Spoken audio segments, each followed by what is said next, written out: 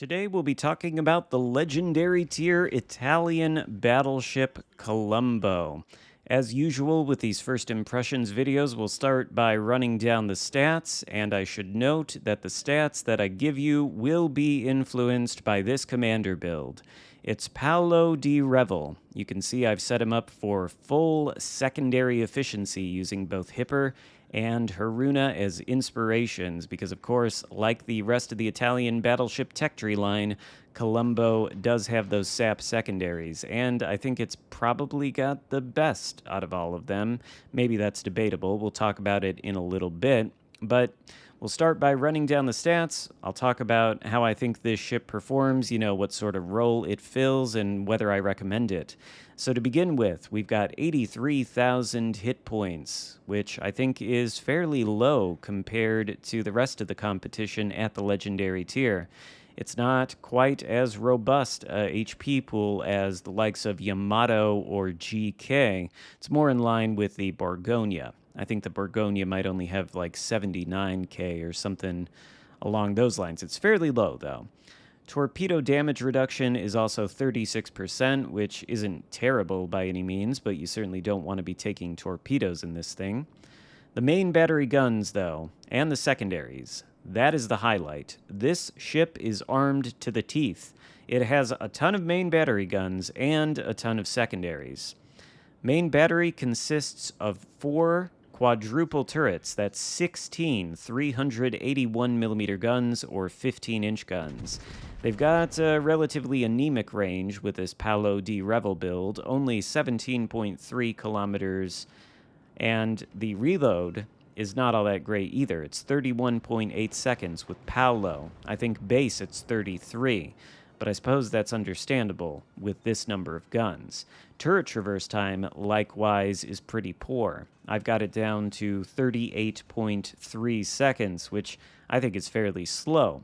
Although there is something that mitigates that slow turret traverse time, and that is the fact that the 2 rear turrets have a 360-degree turning radius, so they can go over either side of the ship, and it's very easy, if you're pushing toward a ship, to switch all of your main battery firepower from the port to the starboard or vice versa.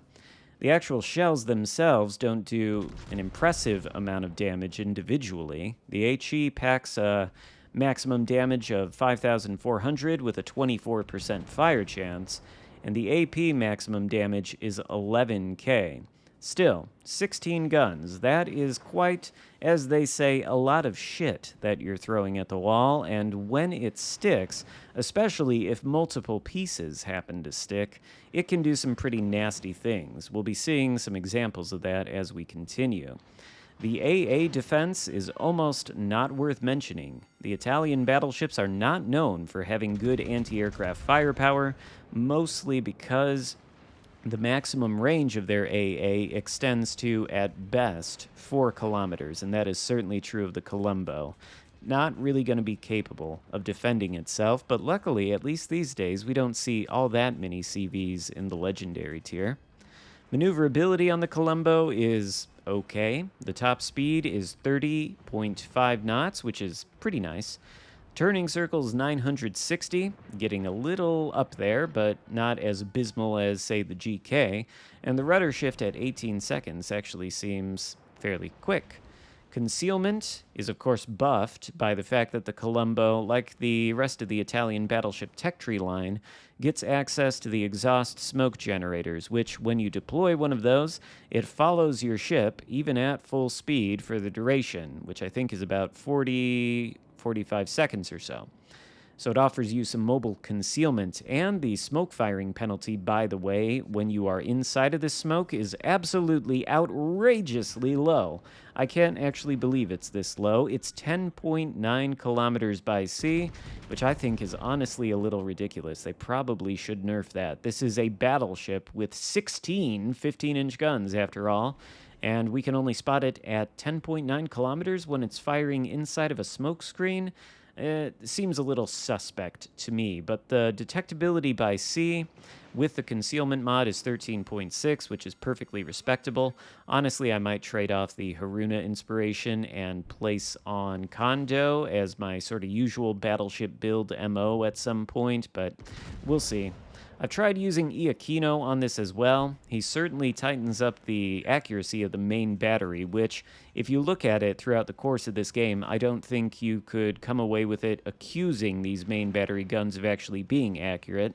They certainly are not. It feels like shooting a shotgun most of the time, sort of like the German battleships or the worst dispersion that you sometimes see out of the French. So you could use Iachino to tighten that up, but the secondaries are the primary reason that I'm using Paolo di Revel. I haven't talked about those yet, but there are 24 90mm secondaries on this thing and 18 152s.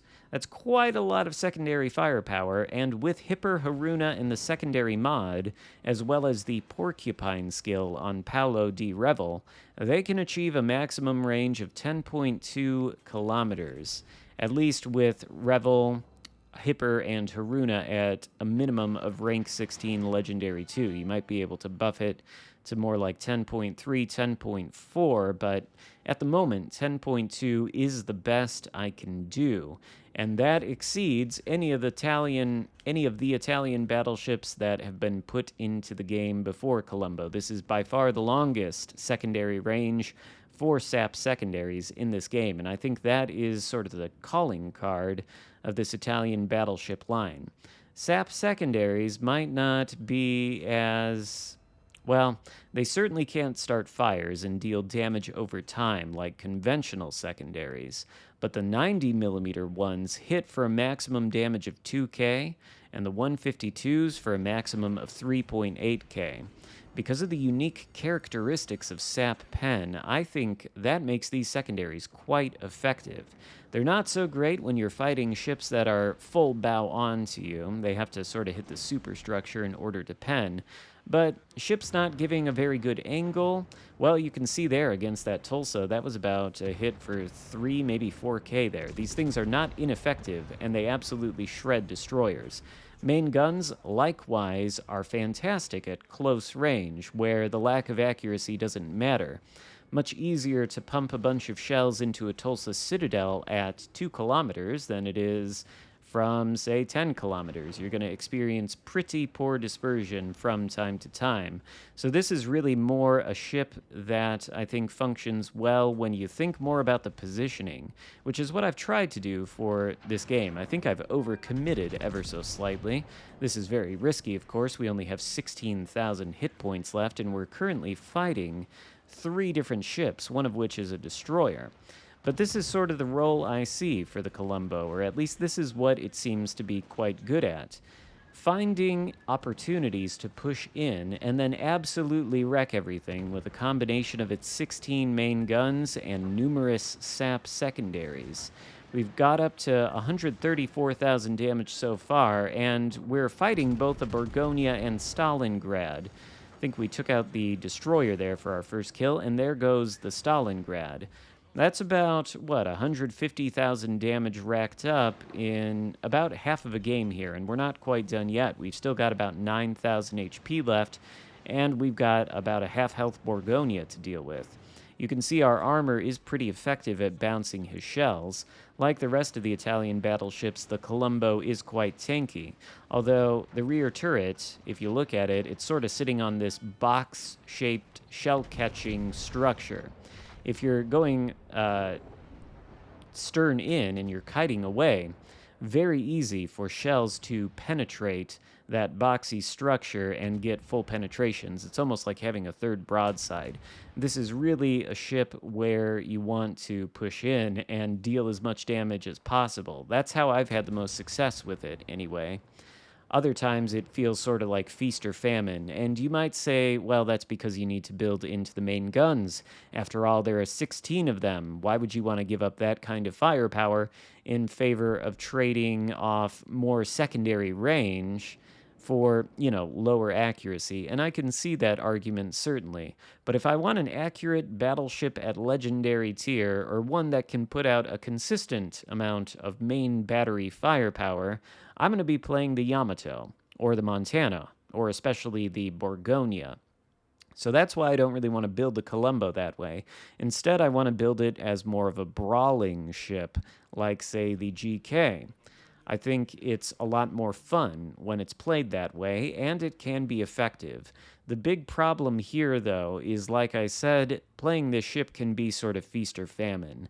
The meta is not friendly to battleships pushing in. It just isn't. Not with the amount of torpedoes we've got at the legendary tier, and the potential amount of HE spam. Not to mention, if there is a carrier in the game that is providing advanced spotting, well, that also makes it difficult. So I think the idea for the Colombo is, ideally, you want to play it on a flank. You want to treat it sort of like a German battleship, using island cover to push up, limiting the angles from which the enemy team can fire at you, and when you get the opportunity, you want to ram it down the throats of battleships and cruisers, because you can absolutely beat the crap out of them in 1v1 brawls with all the tools you have available to you between the 16 main guns and the secondaries. And the armor is, of course, enough to keep you alive long enough to do it, although you won't stand up to sustained focus fire, so you really have to pick your engagements with care. These are, of course, my first impressions on the ship. I don't know that I've really played enough of it to form a full opinion. I'm going to continue to play it, though, because it's really the most fun I've had in any of the Italian battleships. And I think it's unique enough at the legendary tier in the sense that it's good at brawling, especially with the smoke screen and the SAP secondaries, that it's worth pursuing. After all, it is a free bureau project, and I've certainly had a lot of fun in it. So let me know what you think in the comments. Give the video a thumbs up, consider subscribing if you haven't already, and I'll see you next time. Goodbye.